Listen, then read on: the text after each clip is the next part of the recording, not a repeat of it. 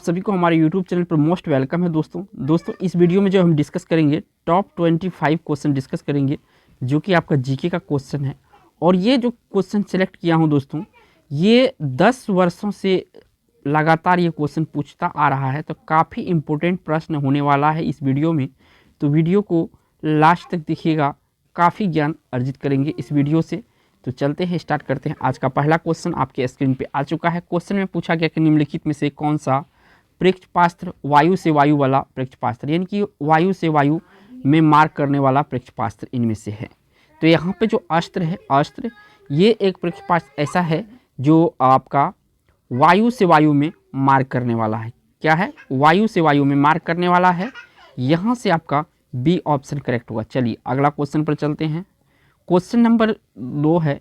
इसमें पूछा गया है कि कथकली शास्त्रीय नृत्य किस राज्य से शुरू हुआ, यानी कथकली जो है किस राज्य से इसकी शुरुआत हुआ, ये पूछा है। या किसका ये शास्त्रीय नृत्य किस राज्य का, ऐसा भी पूछा जा सकता है। तो ये दोस्तों केरल का है। किसका है? केरल का है। डी ऑप्शन इस क्वेश्चन का राइट आंसर है। चलिए अगला क्वेश्चन ये रहा आपका 3 नंबर का स्क्रीन पे। यहाँ पे पूछा गया है दोस्तों कि पेट्रोल की स्फोटक रोधी गुणवत्ता बढ़ाने के लिए निम्नलिखित में से किसे इस्तेमाल किया जाता है। पेट्रोल की स्फोटक रोधी गुणवत्ता बढ़ाने के लिए निम्नलिखित में से किसका इस्तेमाल किया जाता है। काफ़ी महत्वपूर्ण क्वेश्चन है। अगर आपको आंसर पता होगा पहले से तो ज़रूर लगाइएगा, कमेंट बॉक्स में दीजिएगा।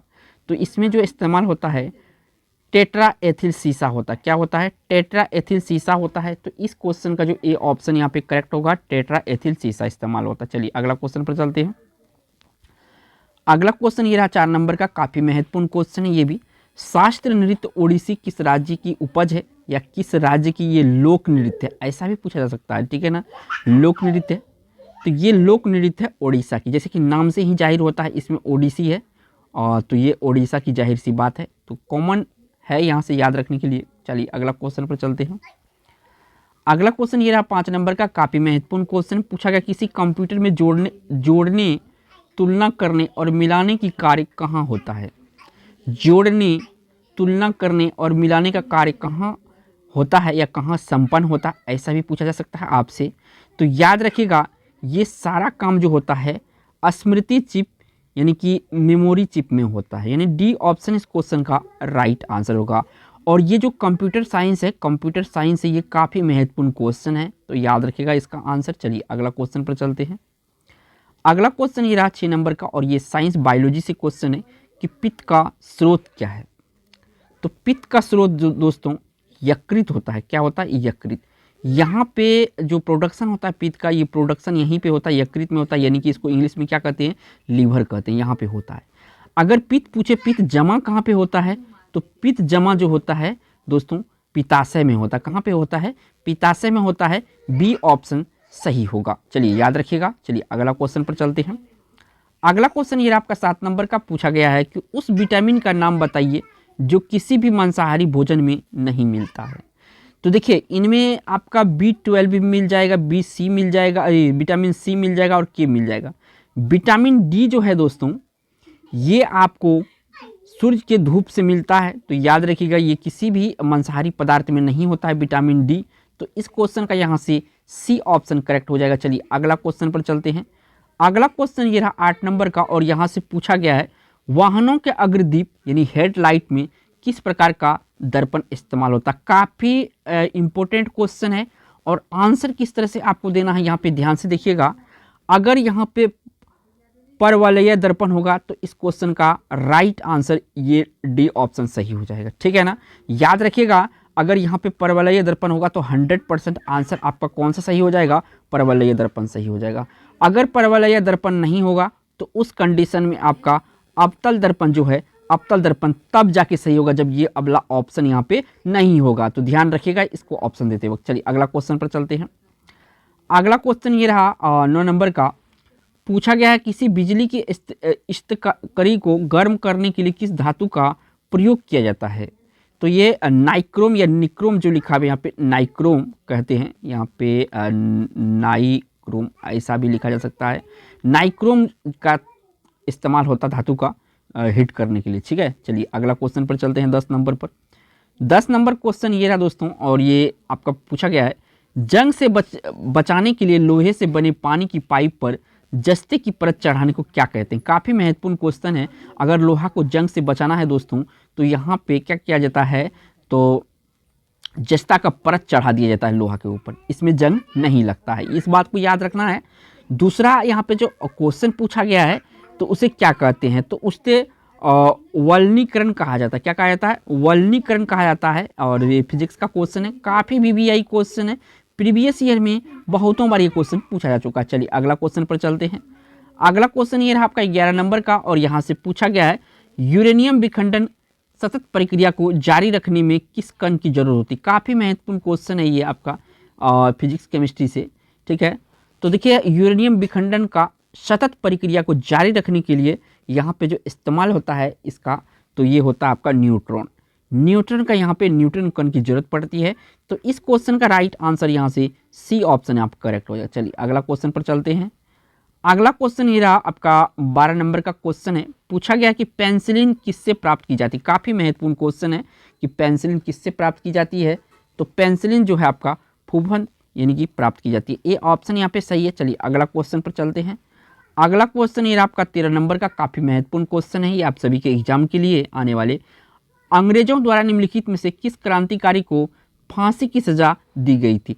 यानी कि इनमें से किनको फांसी की सजा मिली थी? इनमें से, ठीक है।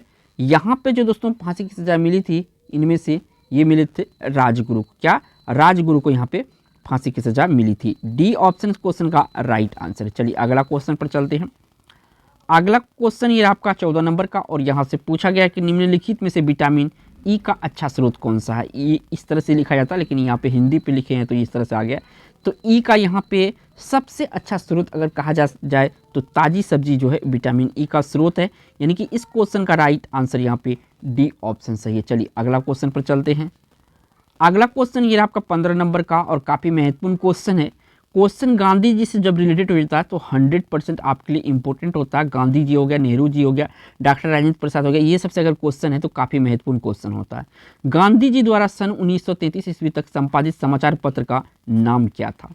यानी कि 1933 तक जो संपादित गांधी जी द्वारा था समाचार पत्र, उसका नाम क्या था? काफ़ी महत्वपूर्ण क्वेश्चन, उसका नाम था यंग इंडिया। याद रखना है, काफ़ी महत्वपूर्ण क्वेश्चन है ये, ठीक है। चलिए अगला क्वेश्चन पर चलते हैं। अगला क्वेश्चन ये रहा 16 नंबर का क्वेश्चन है। पूछा गया है किस देश में विक्रम संवत आधिकारिक कैलेंडर है?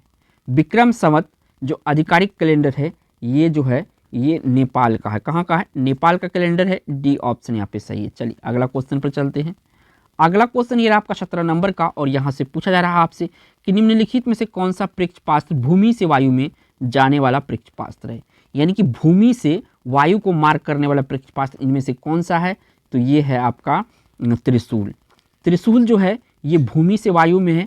याद रखिएगा, इस टाइप के जो क्वेश्चन है काफ़ी महत्वपूर्ण हो जाता है। चलिए अगला क्वेश्चन पर चलते हैं।